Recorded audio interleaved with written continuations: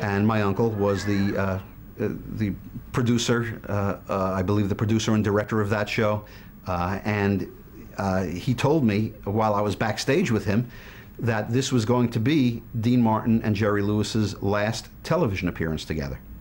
And I couldn't believe it. Everybody heard about their fights, and they had a temporary breakup, and they always got back together again. But I was astounded and very sad. As a youngster, I felt that with all of the love that Martin and Lewis showed to each other during their performance, that bond could never be broken. And a youngster would worry that, well, if Martin and Lewis could break up, maybe my parents could break up.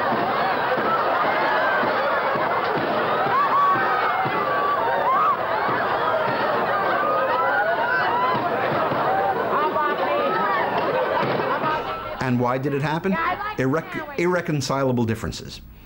There was not one incident. I mean, you hear so many stories about the wives didn't get along together, and that it was Dean's drinking, and that Jerry was too much of a dynamo, and Dean only wanted to rehearse. And probably, if you take all of these little incidents and put them together, you come up with the final solution. You never replace it. You miss that. I mean, I walk on a stage and I look to my right immediately. He's not there. It's a terrible feeling. But that's the way we went, and that was fine. But what I did to get over it was to recognize all he taught me and what I got from our friendship and our love affair. All I did was take the 9-year-old and put him out front. He didn't need any help at that point, and he was doing everything as a single, which is the same as what he did as a double, but there was one less voice, that's all. I was the first leading lady to work separately with both of them, because I did Dean Martin's first solo movie called 10,000 Bedrooms, and then right after that I did Jerry Lewis's Cinderfella. So I was the first leading lady who worked with both of them separately, you know, right after their breakup. Dean is very laid back, you know, had a little thing to practice his golf stroke on the set all the time. And with Dean, you never knew if it was a rehearsal or a take, which was wonderful. With Jerry, the intensity was very strong and just different. You know, they're day and night as far as personalities. You know, Dean was always very laid back, and Jerry was always quite intense. He would be in his bungalow, I think, when we were filming at 6 o'clock in the morning, and there would be a meeting for everybody at 8 o'clock, and that's after we got into makeup, you know. So right from the beginning of the day, we would be driving our cars 280 miles an hour at 7 o'clock in the morning, you know what I'm saying? Ladies and gentlemen, please join me in welcoming Jerry Lewis.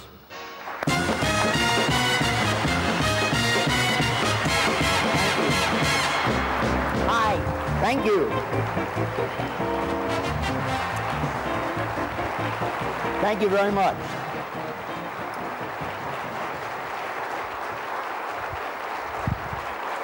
Thank you, ladies and gentlemen. You're very kind. Thank you. Something happened in television.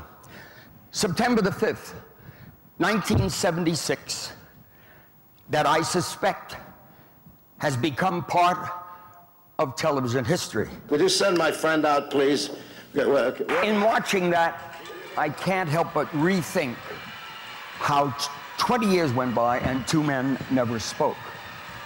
The love affair of all time between two men in their work and in their private lives, and they didn't talk for 20 years when it was over.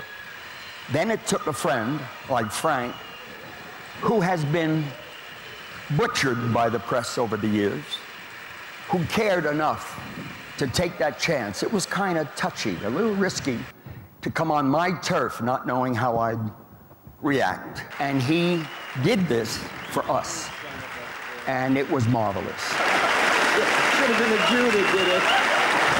We could whip the world without the guns of Navarro. There they are, folks.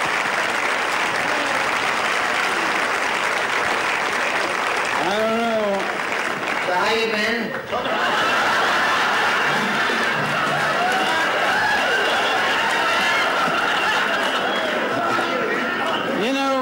seems like we haven't seen each other for 20 years. Well, you know, there was all those rumors about our breaking up, and then when I started the show and you weren't here, I believed it. I'll show you guys to your room if you like. The lights are out upstairs, so follow me. Oh, he drinks a lot, this kid. So you working? He was very fond of Dean. I had a theory that the only way to get fired from the Jerry Lewis office is to say something bad about Dean. He really admired Dean.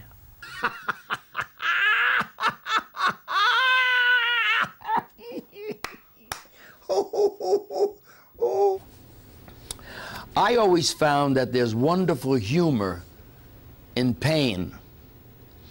When you hit your finger with a hammer, oh, woo, it's the funniest stuff you ever saw. Much funnier than drinking tea and a little tea splash. Oh, I'm so sorry. Much funnier. Humor comes from pain, and people in a theater can identify with that man who's in trouble. See, comedy is a man in trouble.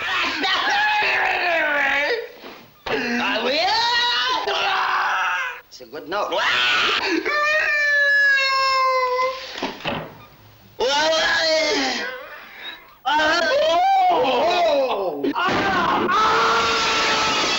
I always made Jerry every man.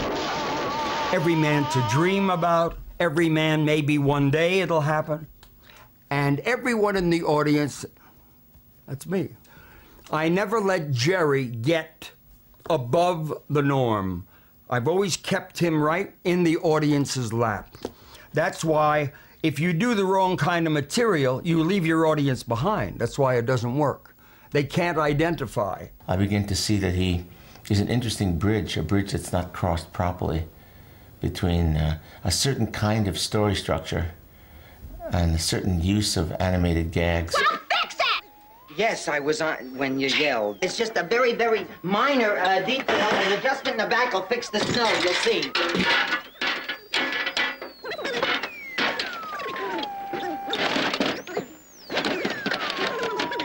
The snow is terrible. It just... I'm gonna get in the set and fix the snow because it, that's all. It's just, yeah, the small, minor adjustment. I mean, I'm gonna open and adjust, so, because the snow, that doesn't help you, get a,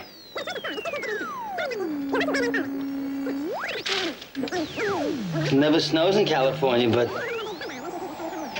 it's cold.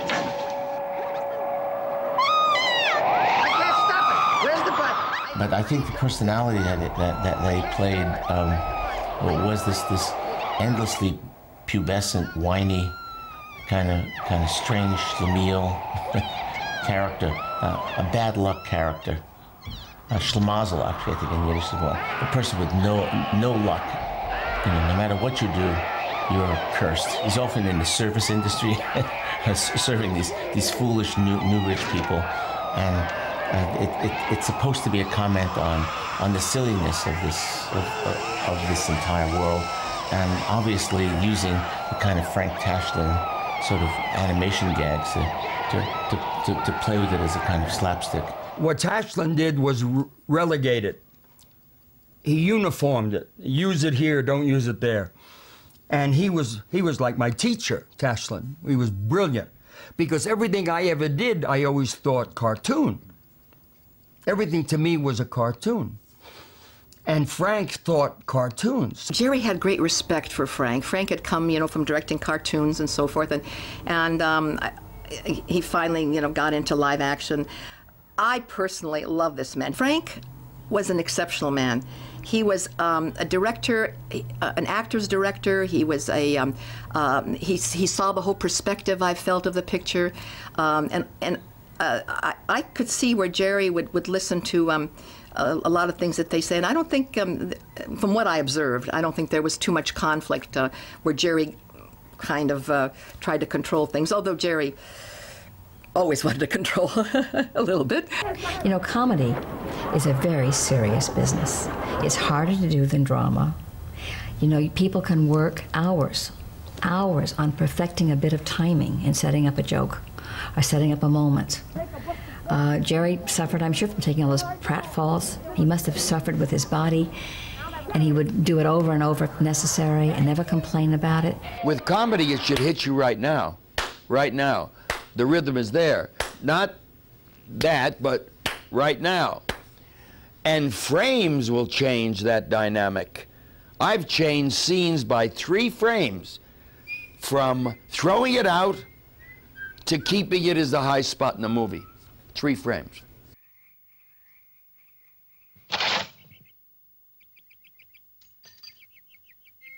One time, we were doing a show with Lawrence Harvey, and I got the remote up in my office, and I saw him take a fall over the bar, and he didn't get up immediately. So I got on the phone, I called the doctor, left him a drive-on pass, and ran down to the set. And Lawrence Harvey was coming out, and he said, he's looking for you. And I came in, and he said, call the doctor, and I said, he's on his way. And I knew that you can only, 50 years of falling on your back, something's gonna break. And I knew from when I saw him start to gain weight, I knew that it was the cortisone.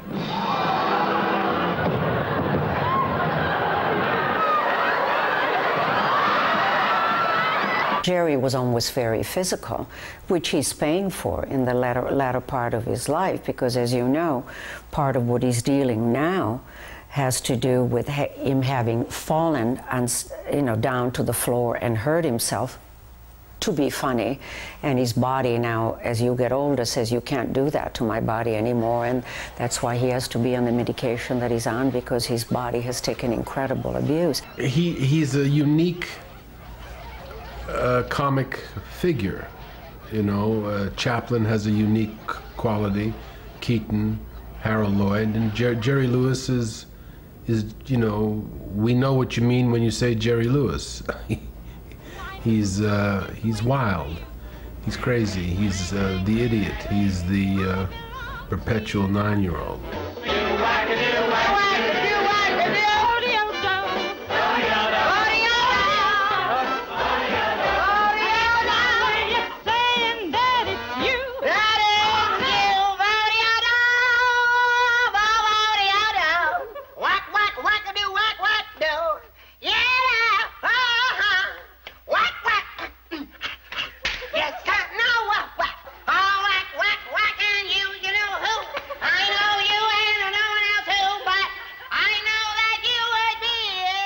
He likes to play the clown, because clowns always kind of are accepted. You go to a circus and everybody laughs at a clown.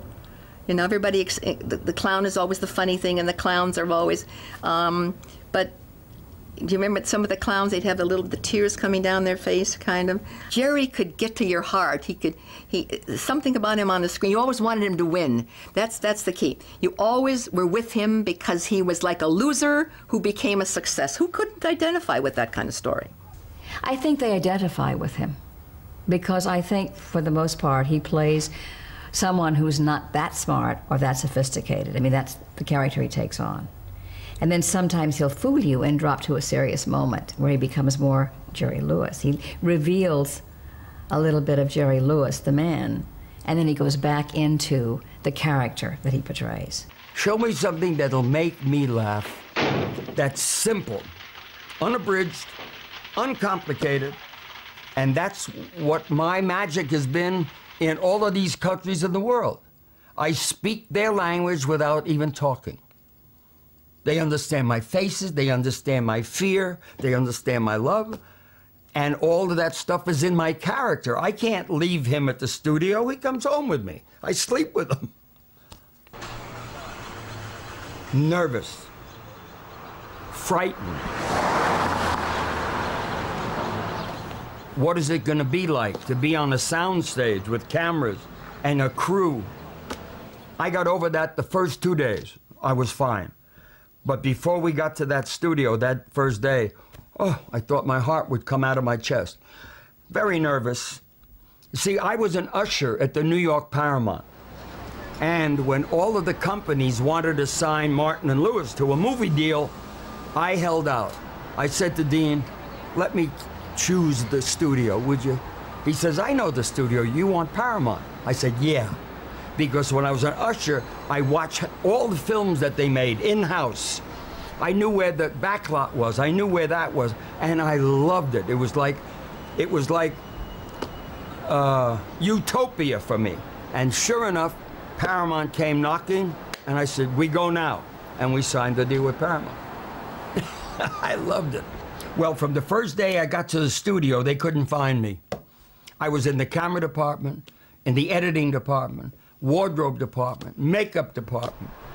I knew every job on that set in the first 2 years I was at the studio. I had to know how it all worked. I didn't know why I had to know. I know now, because it was going to make me one of comedy's best directors. I didn't know that at the time.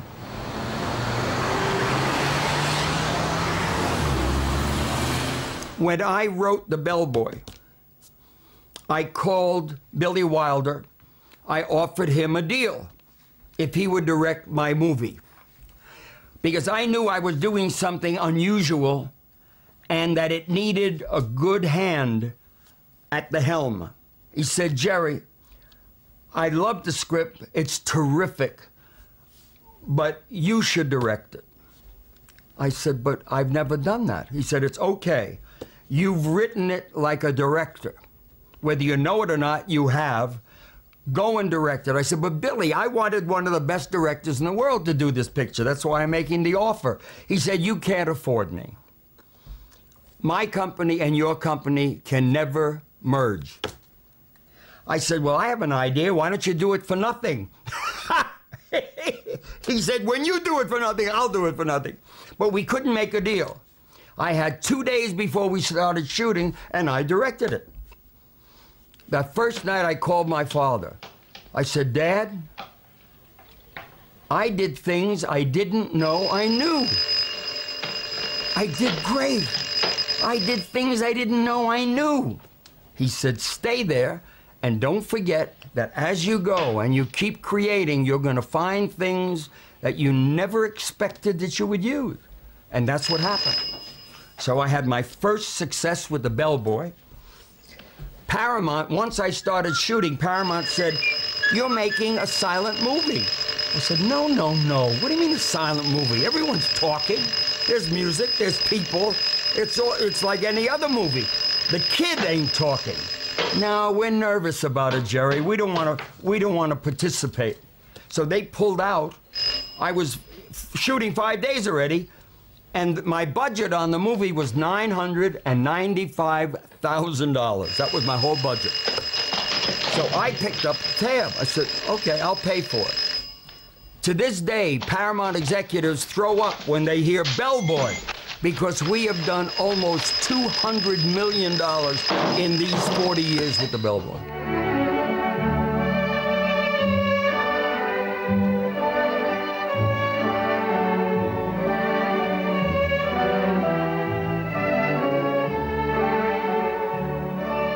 Before I ever did Cinderfella, the movie that I did with Jerry, I did a television special with him called The Jazz Singer. And it was shot at NBC, and it was right after we did that. He had already cast the princess for Cinderfella, then they started already filming, and then something happened with the leading lady. I don't know what happened, but I replaced her. He had a director doing Cinderfella, but he mainly really directed the movie. He really was orchestrating everything. I don't mean musically, you know. Fella, I love you.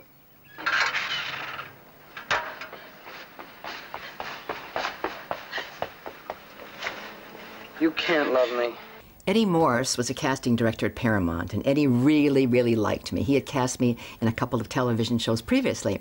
So when he found out that Jerry was looking for a very sexy-looking girl for It's Only Money, he brought me into the office. So I go in to meet Jerry. Now, he's sitting behind at this desk, and this is Jerry Lewis. And I'm this little girl from Minnesota, and I saw all of his movies with Dean Martin, and I'm like, oh, you know, nervous, and my knees are together and knocking. So Jerry said, don't be nervous. He said, did it ever occur to you that the person behind the desk may be as nervous as the person that I'm interviewing? Well, in retrospect, I know he was just trying to make me comfortable, but it kind of did. So then he did some test shots on me in front of a camera with different kinds of lighting and things, and I was this sexy lady in a sequin dress with lots of cleavage, and sitting on a desk with the legs crossed and putting on lipstick. And Jesse White's in the picture. He plays the detective. So I'm sitting there, lipstick on. In walks Jesse and grabs me and gives me this big kiss. Jesse said, that's the longest screen kiss I've ever had. In fact, he said, that's the only screen kiss I've ever had. It lasted 45 seconds. And Jerry's watching in the background, comes in and goes, comes up and grabs me and gives me a kiss. I mean, there I was, kissing Jerry Lewis. This was pretty exciting from a little girl from Minnesota. The errand boy was exactly the way I was when I went to Hollywood. I just remembered everything I did those first 2 years, from 48 to 50, and wrote The Errand Boy. On all of my recollections of what I did, literally, when I arrived there. I walked on a set while they were shooting. I almost got killed. I was in the wrong department. I talked on a microphone that was hot to us. I mean, I took all those things that I did and I put them in the movie. And I did even more than that, which I couldn't. It was wonderful.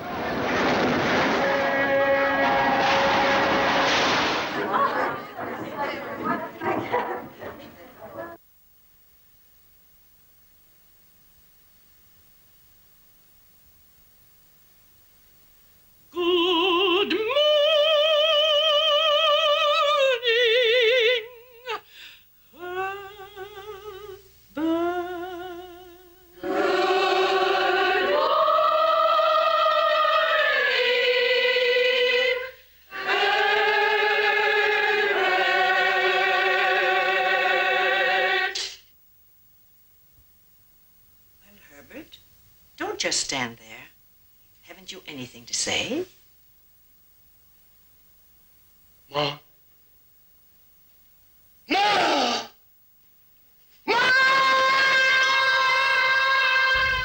He was doing a movie called The Ladies' Man, and he said he wanted me to be in it. And I said, I'd love to. He said, I've written a very good part for you. He said, we're going to call you Miss Suganer, which is a Jewish word. It means crazy, okay? So I did the part, and we had a scene in the movie where I had to beat him up.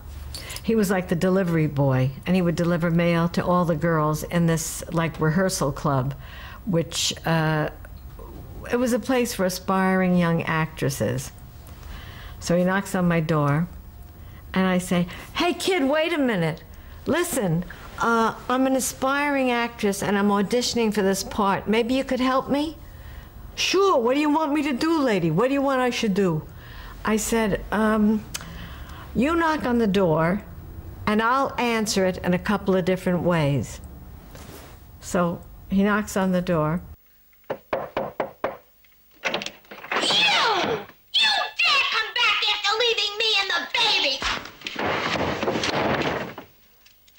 I don't believe it. The first one I did was like a takeoff on Marilyn Monroe, and it was like, hi, honey. How are you? Oh, you look so handsome. Hi, honey. Gee, it's good to see you again. I missed you. I like this scene. It's been a long time. What am I doing talking to you after leaving me and the kids? Who do you think I am? Boom! Smacked him. What am I, crazy or something, even talking to you after not hearing from you for such a long time? Now you stay out of my life once and for all! I got it again. Anyway, the end of each sketch that I did 3 of them. It always ended up the same way. Boom! And the last one, I hit him so hard that I spun around like this. And I didn't mean to hurt him. But he got really upset, and he went to the dressing room, and he wouldn't talk to me. And he said, "You don't like me." I said, "That has nothing to do with it." I said, "I'm acting. I'm doing the part that you wrote for me, and this is what you wanted me to do, and I'm doing it." He didn't really direct the actors. He directed the whole overall scene, but he never worked with the actors individually. He wasn't an actor's director. He was a strange man, but very insecure, and I think that's where all his problems come from. I think he's insecure, needs the love of everybody, needs all these women to love him. He needs everybody's love. But he is a very talented man. You can't get away from that. He's unique, he's one of a kind, and there'll never be another Jerry Lewis. Did an ad campaign in America. John Barrymore did it, Frederick March did it, Spencer Tracy did it. Now, Jerry Lewis? Okay. But that was what I searched for, to get the classic film with him, and it worked. It was the best work I've ever done. And I wanted to be able to keep the original idea of good and evil with humor. You have to be, wait, it's connected. You better not press that. Just pull it right out. Oh, that really snapped. Oh, I'm sorry. Well, no, try. Leave if you could. Oh, no. Let me have this on. Just may I have that out? Okay. All right, now you just hold some of the bottom. You're in trouble with the idea because you can't get it better than what they made, so you don't try to do that. What you try to do is to do a satire, and satire never works in film, so you get the satirical ideas and bring them down to the audience's level and see if it works.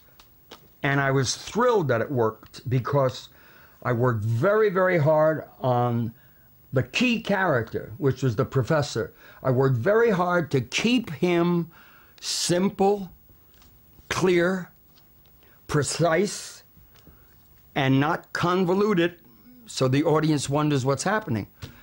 When we got to the other guy, he had to be so 360 degrees the other way. And that was the tough part in writing it.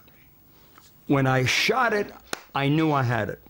When I looked at him the first day with the makeup, I said, yeah, that's my professor. I went 55 days shooting just the professor's stuff. Then it came time I had to shoot Buddy Love. I hated it. But he was good. He played that part perfect against the professor.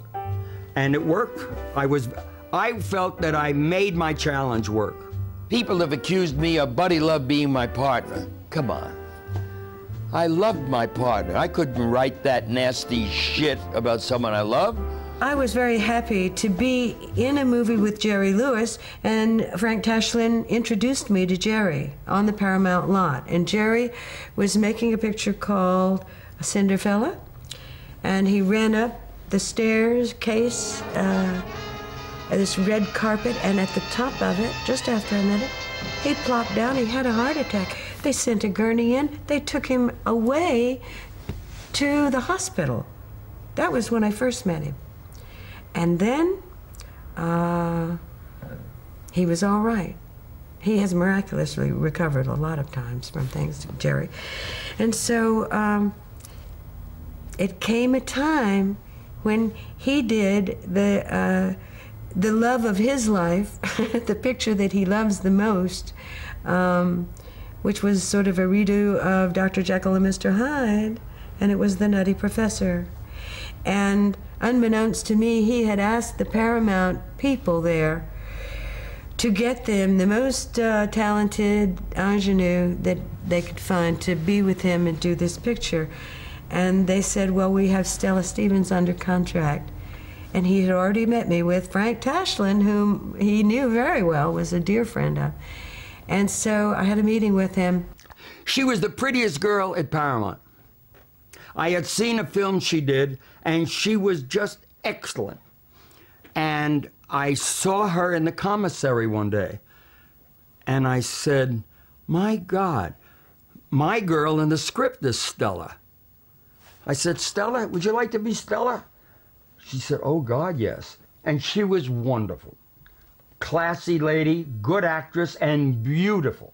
There were times that I directed Stella on the stage and then off the stage. I did enjoy that picture probably better than anything I have ever made, because Jerry then took me under his wing, and Jerry was using the video assist, and people were calling him crazy. And now not a person alive can make a movie without a video assist. And he had to see himself as he was doing the comedy, the physical comedy that he did, and he could come back and look at himself. If he liked it, he printed it. If not, he tried another. But I was known as One Take Stevens, because he liked only to take one take of everything. He thought the first take was the freshest, the quickest, the best, and that it had everything going for it. And usually, if I didn't get overly excited, I could do my best take the first time. The most wonderful thing was watching Jerry direct this film. I mean, here he'd be on the set and he'd be Jerry Lewis. Then he would, you know, the Buddy Love character, which was so... Then he'd go into the nutty professor with this kind of a thing, you know, and you go, action, you know. I mean, I'm still amazed to this day. I mean, the man is a genius. There is no question in my mind. I mean, I think that he has more ability in his little finger than most of these comedians have today. It was obvious that she loved the man no matter what face he showed her. She loved both sides of him. The side that wanted to be so hip and like a nightclub entertainer and all that, and the others that was a Casper Milquetoast kind of teacher who couldn't even really speak to people very well because he was shy. So she wanted maybe the best of both worlds, and she did finally get the best of both worlds.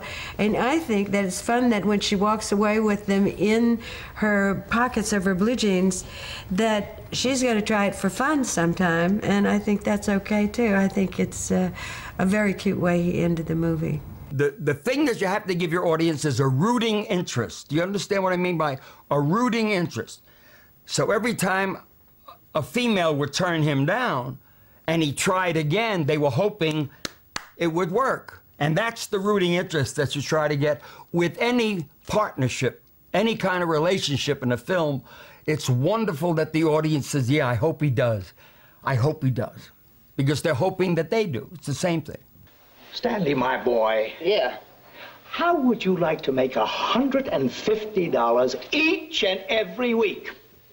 Mm-hmm.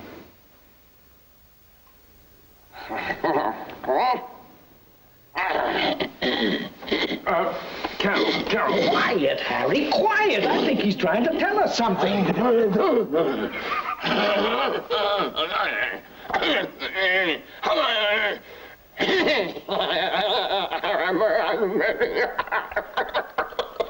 All right.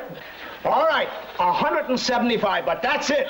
The Patsy was a perfect example of some innocent man that worked as a bellboy, that they all decided for him. The world outside, the society decided he will be something else.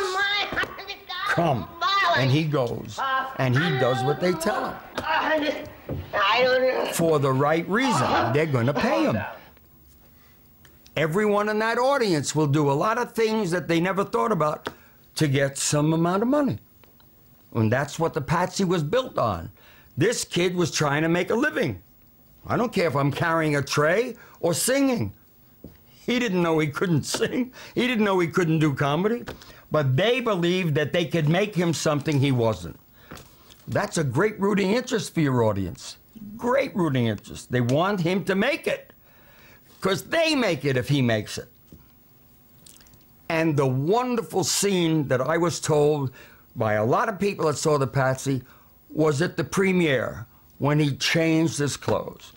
They applauded in the theaters when that came on. When he finished doing it and walked in the theater, they applauded that. What were they applauding?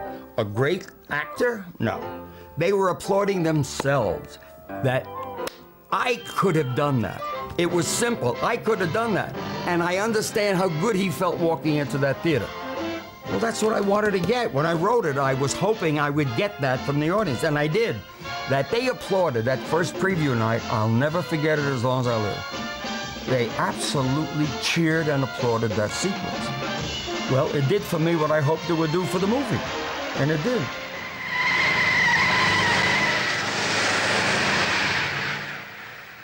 I'm ready. I got it straight on it. I'm all ready. And they started production already on this film. And they were shooting at the Doheny Estate. When I went to meet with Jerry, he had ensconced himself into the ballroom, which was a huge room, and he had 2 policemen standing on either side of the door. It was almost like being in London, you know, in front of the castle where they wouldn't talk. They just look at you very stoic, you know. And it was like going in to meet the king. And I said, can I be funny? And he said, no, you're not allowed to be funny. I said, well, I thought, be quiet, Karen, just do the job. So I said, I would be delighted to be your leading lady. He was not at all what I expected. You know, we get a perception of what we think people are. And even though I've been in the industry for many years, I still was unprepared for who he really is. He was very serious. He was a great businessman. He was very warm. And very good looking.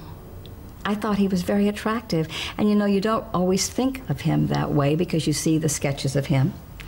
You see him making those incredible faces that he makes so beautifully. And you don't think of him as being a very handsome, serious businessman. It just blew me away. And so I got the job.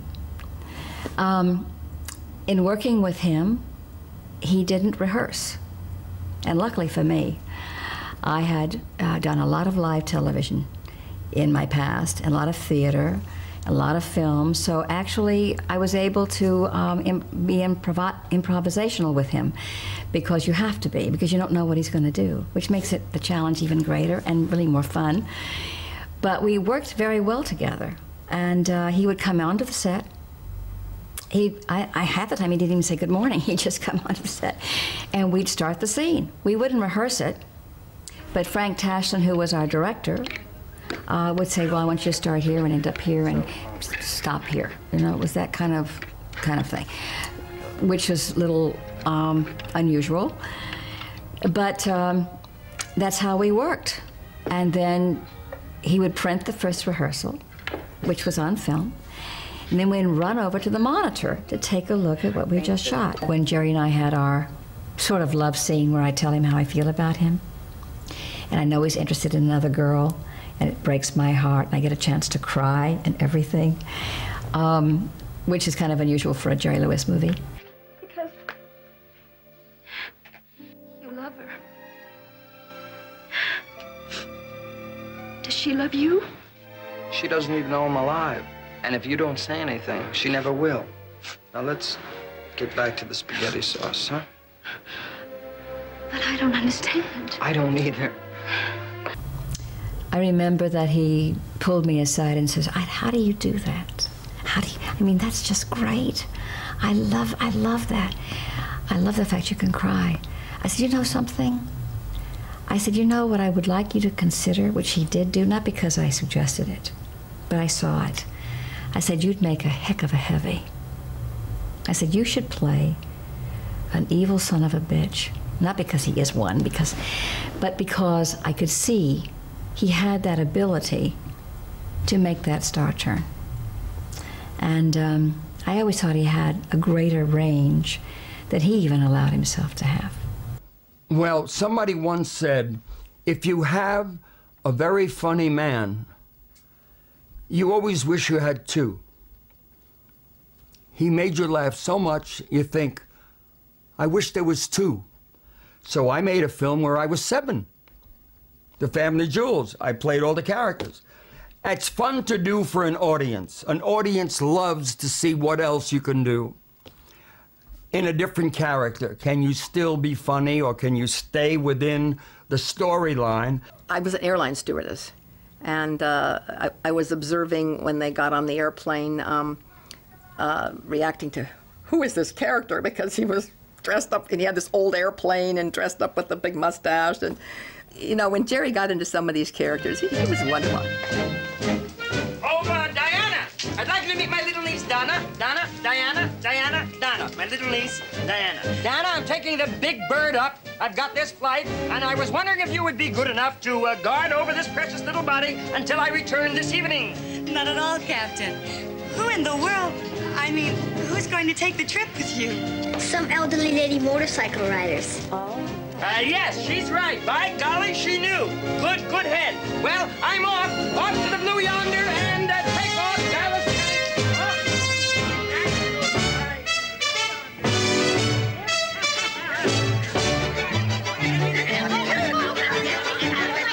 This picture was, of course, it was Jerry starring, Jerry directing, Jerry producing, Jerry writing.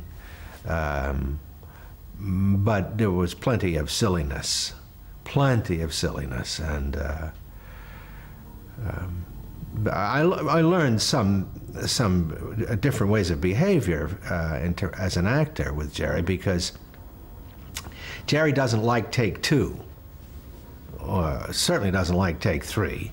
He likes take 1, and so the way we worked would be to rehearse, improvise, and then have a pretty good idea of what we were going to be doing. And then, if the scene involved Jerry, he would do something utterly different on take 1, and you had to adjust so everyone was fresh and alive on take 1.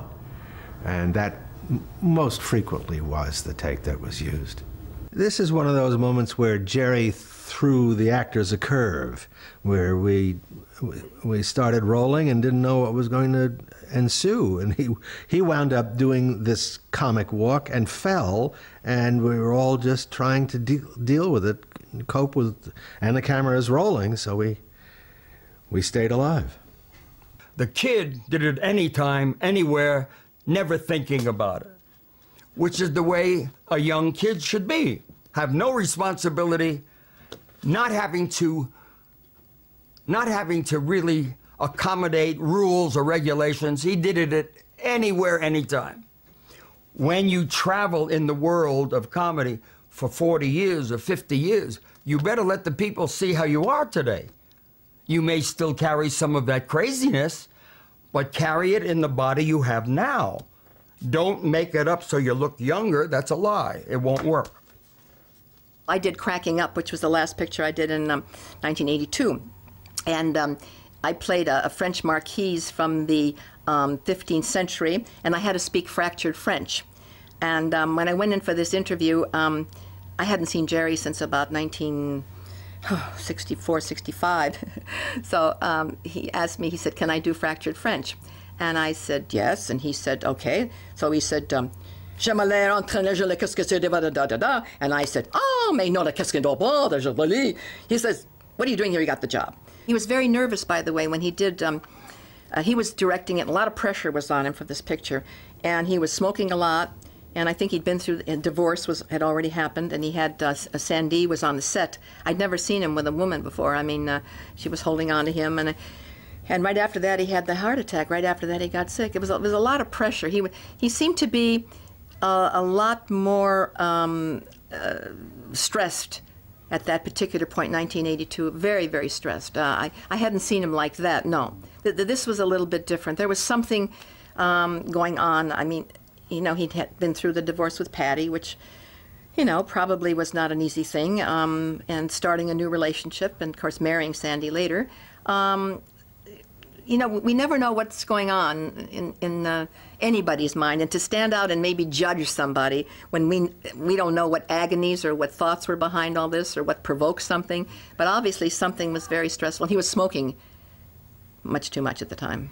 Well, it's a stretch. You get a chance to do a character that is different from anything you've ever done. And a lot of people liked it and a lot of people didn't like it. They felt deceived a little bit. King of Comedy was the most critical acclaim I ever got in the world. But a Jerry Lewis fan didn't like it. Wait, that's not my Jerry.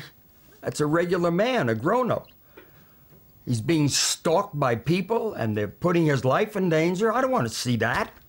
Get someone else to be him. What's interesting, when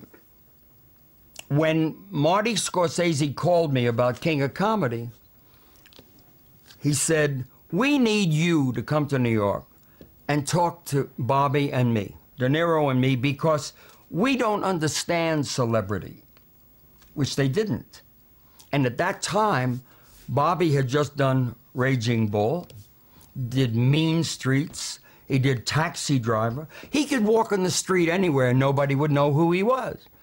So he wanted, and Marty Scorsese wanted to find out from me, what is celebrity like? I said, come with me tomorrow afternoon. We'll meet on 5th Avenue and we'll just walk 4 blocks. And nobody knew who they were, and the people were jamming me. Autographs. Jerry, will you talk to my father on a cell phone? I mean, all over the street. We finally had to get into a cab and go back to the hotel. They said, does that happen everywhere? I said, yeah, all the time. I can't go shopping. People are always doing it. But I love it. If they didn't do it, I'd be miserable. But that's what celebrity is.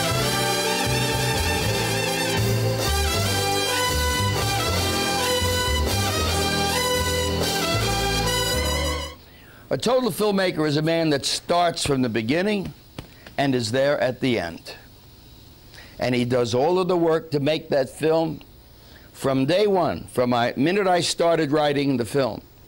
I put the right people together, I brought them to me, and I had them understand making a film is forever. It will be your mark, no pun intended, it'll be your mark for the rest of your life. You have to do it with me, with the same passion that I bring to it. And then, of course, my members of my crew feel my passion, and they jump aboard, and there. It was difficult because I needed to be so on. I had my personal vanity, my personal ego, all that shit that gets in your way most of the time. I needed to recognize that the director was the best. And he was. That the writer was the best, and he was. The actor I had would bring me a stellar performance, and he did. So I had all the good things going in that, you know, a lot of people think he's writing, he's producing, he's directing, he's acting. You don't do that because you think you'll do that one day. Each role is 8 hours work. According to my mathematics, that's 32 hours a day to do it all and protect the writer, protect the director, protect the producer, protect the actor. He did a lot of unusual things, Jerry. He broke the fourth wall often in terms of going right to the audience. And you beat the, would you excuse me? No, I was talking to him, and I just thought, no, would you mind excusing us for a minute? Because I was breaking the fourth wall. That's called breaking the fourth wall, letting the audience in on the fun. I always loved to do that because when I was making films in the late 50s and 60s, we didn't have television showing the public everything that's going on in the world. And we still had the one thing in Hollywood that was the mystery and glamour of the industry. I like to take the people back to show them what's really happening. And that was fun for me, and the audiences loved it. They loved whenever I broke the fourth wall. You shouldn't be chasing because...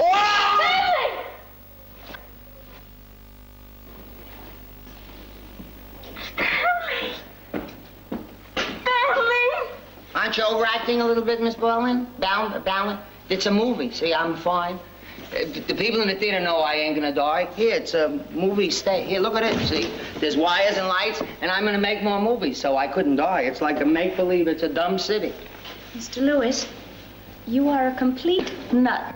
Which reminds me, I'm having nuts and whipped cream for lunch. Would you join me, please? Crew, that's lunch. 1 hour for the actors and 7 days for the technicians. It's a movie set, breaking once and for all. The ghost to have fun.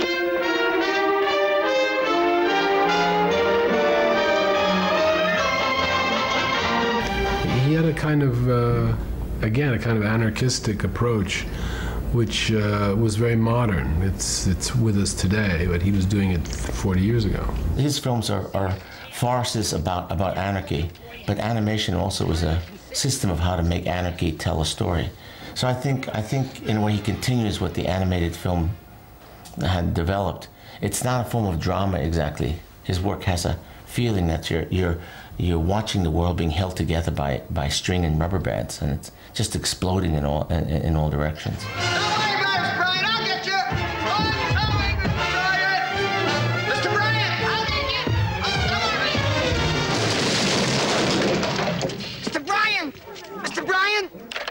Come on out!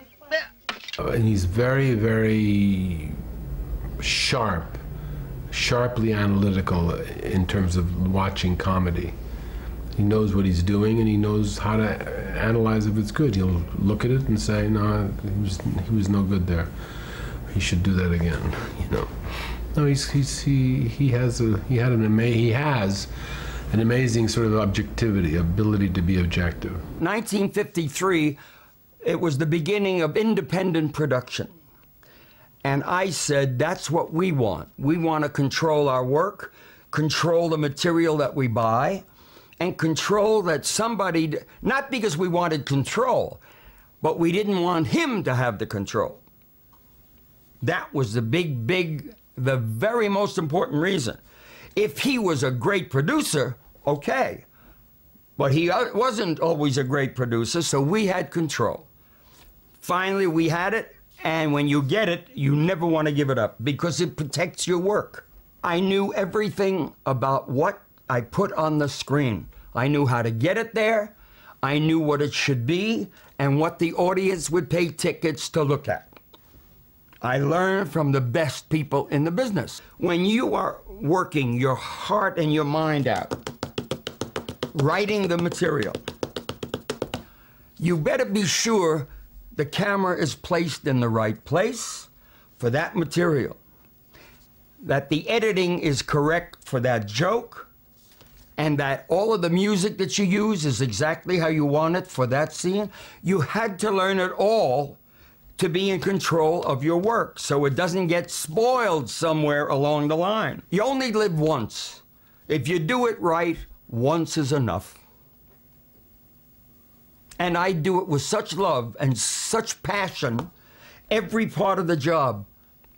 It's all in my book. The Total Filmmaker says exactly what you must feel and how you have to go about making the project acceptable to the ticket buyer. When you get into that what we call the mix, your passion takes over. And all of a sudden, you're working 19, 20 hours. You go home, it takes 30 minutes to go home, 30 minutes to come back to the studio. I'd have 2 hours to shower and sleep for a few minutes and back. And then you say, where is this energy coming from? It's coming from adrenaline. When you are happy, you get high. I mean, I was high like those people get on crack cocaine. I was getting it a natural high, the excitement of doing funny work. It's that simple. I mean, there are people in this country will say to you, I hate Jerry Lewis. Then there are some people who say, I love him. You're going to get both. But this one is stronger than the other one. Thank God. He's somebody I know for a long time, you know. Nothing has changed for Jerry, you know. He's still the same kid I knew when he was a kid. Life has not seemed to penetrate into him. He's very insular, you know. Nothing has changed. That's the only remark I can make about Jerry. Life has not made any imprint on him. Intriguing, isn't it? Either his ego or the shell that surrounds him is unpenetrable.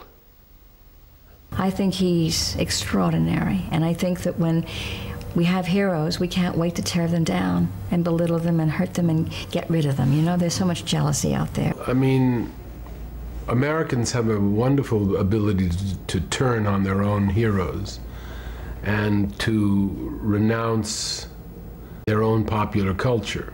There's a certain snob element that turned against him or whatever, and there's people who don't like him, think he's vulgar and crass or whatever. So there's a sophisticated sort of disdain for Jerry that he's just kid stuff. And he did appeal to kids, and so that automatically makes him into something less in certain circles.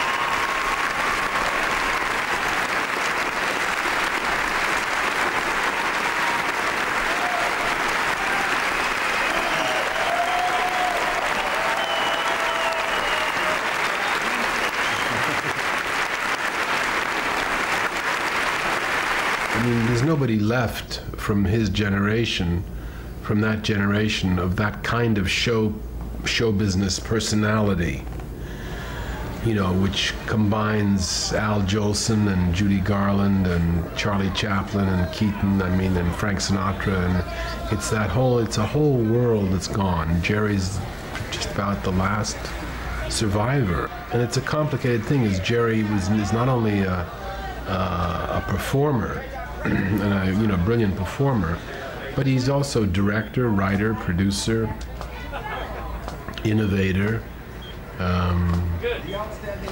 He's, as I said, complicated. It's not easy to say, well, Jerry Lewis is a funny person, period.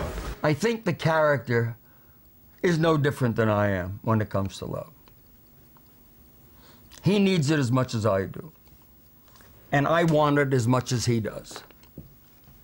And I think that the human condition gives us the answer, which is, when we all get up every morning, we walk out into the world and seduce them and hope in return they will like us. Every day that we get up, we want the outside world to accept us and like us. Well, that develops, once it gets going, it develops into love. And love is what makes the world go round. I mean, I'll give you a perfect example. I was very sick for 3 years, and my little girl took me through it.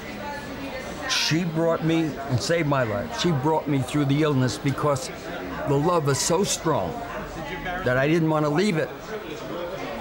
And I was frightened that I might leave it. So I worked very hard to get better. I worked very hard to lose 75 pounds and get back to what I used to look like, all because of love. That's what makes every human being functional. Without it, they turn into serial killers. Without it, they turn into pedophiles. Without it, we have nasty human beings out there in the world. They've never known love, and the worst part is that they have no outlet to give it. And I've studied that all of my life. Yeah. That's my way of saying that it's you. I wanna know why blue eyes bring you. Absolutely. I belong to you know who. I said hi.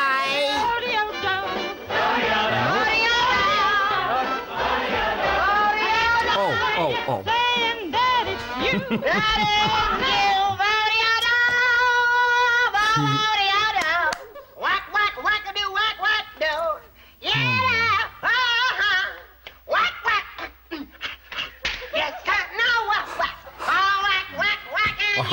Hey, Jerry! Hey, Jerry! Hey, it's Jerry! Hey, Jerry!